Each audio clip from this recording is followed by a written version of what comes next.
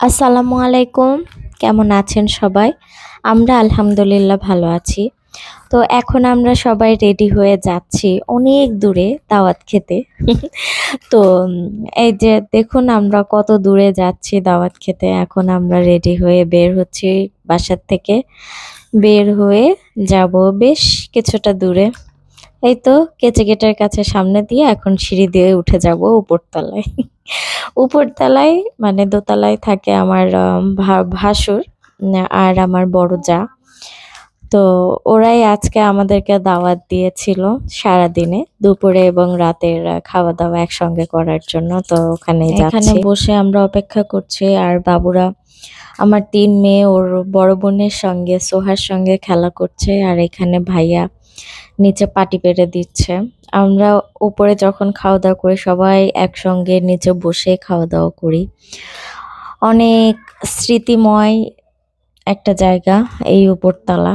আমার শাশুড়ি মা বেঁচে থাকা অবস্থায় আমরা সবাই এখানে একসঙ্গে খাওয়া-দাওয়া করতাম। তো এই তো দুপুরের খাওয়া-দাওয়া করছি। আজকে ২ বেলায় দাওয়াত দিয়েছে দুপুরে আর রাতে। আ তো ঈদে আসলে ওনাকে আমাদেরকে দাওয়াত করে খাওয়ায়নি। এইজন্য এবার ঈদের দাওয়াতটাও এবার আমাদেরকে খাওয়াচ্ছে। মানে আমার বড় যা, ভাবি। এখানে খিচুড়ি করেছে, আলু ভর্তা, ডিম ভাজি আর ইলিশ মাছ ভাজি। আমার মতো ওরও ছোট একটা বাবু আছে, আনাস বাবু। তো বাচ্চা-কাচ্চা নিয়ে আসলে এগুলা করা অনেক মুশকিল। সে সময় ভাইয়াও ছিল না, এজন্য দুপুরবেলা আ হালকা পাতলাই রান্না করেছিল। রাতের জন্য রেখেছিল ভারী খাবার। তো এখানে সবাই মিলে একসঙ্গে আমরা খাওয়া-দাওয়া করছিলাম। আর ওর হাতের খিচুড়ি আমরা সবাই অনেক পছন্দ করি, অনেক মিসও করি। খুব ভালো লাগে ওর খিচুড়ি। অনেক মজা হয়েছিল খিচুড়ি, আলু ভর্তা, ডিম ভাজি, মাছ ভাজা অনেক মজা হয়েছিল। এটা হচ্ছে ইলিশ মাছ ভাজা।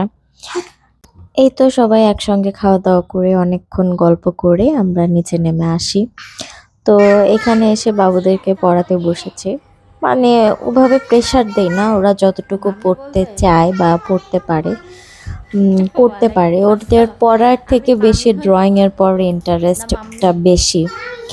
তো এখানে ড্রয়িং করার জন্য বারবার বলছে।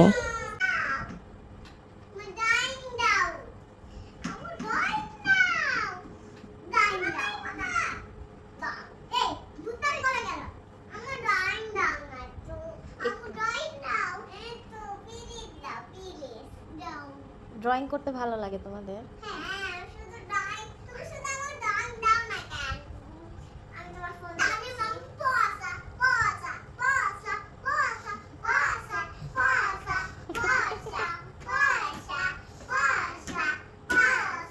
কাউকে পচা বলতে হয় না আম্মু। তাহলে বলো আম্মু প্লিজ একটু ড্রয়িং দাও।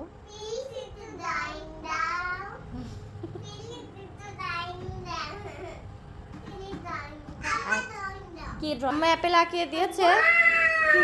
কোথায় দেখি? এটা দেখাও তো এভাবে। এ ফর আম্মু দেখাও।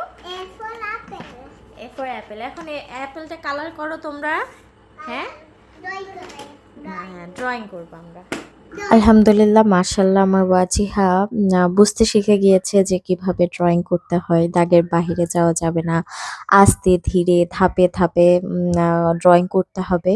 ও যে এটা সুন্দরভাবে আয়ত্ত করতে পেরেছে দেখে খুব ভালো লাগলো। আর আ ড্রয়িংটাও আসলেও অনেক সুন্দর হয়েছিল ওর বয়সের তুলনায় আর একদম যেহেতু নতুন।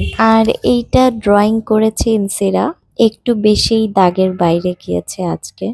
ব্যাপার না, শিখে যাবে। এই তো বাবুদের সঙ্গে সময় কাটিয়ে উপরে এসেছি রাতের খাবারটা খাওয়ার জন্য ভাবির এখানেই। তো প্রথমে আগে আমরা দুইজনেই আমাদের দুইজনের বাচ্চাদেরকে খাইয়ে নিয়েছি। তারপরে আমরা খেতে বসেছি। এখানে অনেক কিছু রান্না করেছে। সাদা পোলাও, আ মুরগির রোস্ট আর গরুর মাংস। সবগুলা রান্নাই অনেক সুন্দর হয়েছিল। পোলাও তো দেখেই বুঝতে পারছেন কতটা সুন্দর ঝরঝরা এবং সাদা হয়েছে একদম পারফেক্ট। আর রোস্টের কথা, রোস্টটা অনেক টেস্টি হয়েছিল তবে একটু পুড়ে গিয়েছিল যার জন্য আমরা মানে ভাবি আর আমি হাসাহাসি করছিলাম। পুরারও একটা দক্ষতা লাগে স্মোকি, গ্রিল, বারবিকিউ, রোস্ট এই নিয়ে হাসাহাসি করছিলাম। অনেক দিনের পুরানো স্মৃতি মনে পড়ে গেল। সুন্দর সময় কাটাচ্ছিলাম মাশাআল্লাহ আলহামদুলিল্লাহ। তো আর গরুর মাংসটাও অনেক মজা হয়েছিল। সবগুলো রান্নাই মজা হয়েছিল। আসলে রিচ খাবারে একটু ঝাল হলেই ভালো লাগে। আমরা আরো ঝাল পছন্দ করি তো এজন্য খুব ভালো লাগছিল।